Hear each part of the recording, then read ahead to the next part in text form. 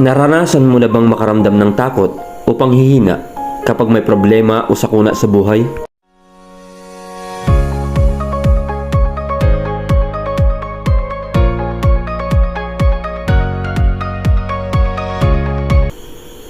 Isaiah chapter 43 verse 2. Pagka ikaw ay dumaraan sa tubig, ako'y sasa iyo, at sa mga ilog ay hindi ka tatakpan niyaon.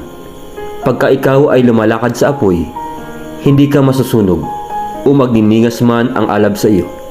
Tayo ay pinaalalahanan ng Diyos na hindi niya tayo iniiwan kahit nasa gitna tayo ng pagsubok. Sinasabi niya na kapag dumaan tayo sa tubig o apoy, siya ay kasama natin.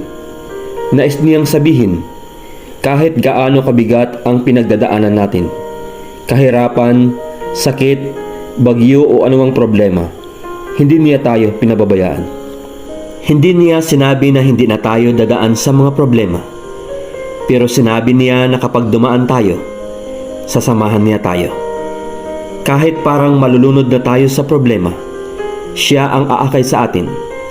Kahit parang nasusunog na tayo sa hirap ng buhay, siya ang magliligtas at magpapalakas sa atin.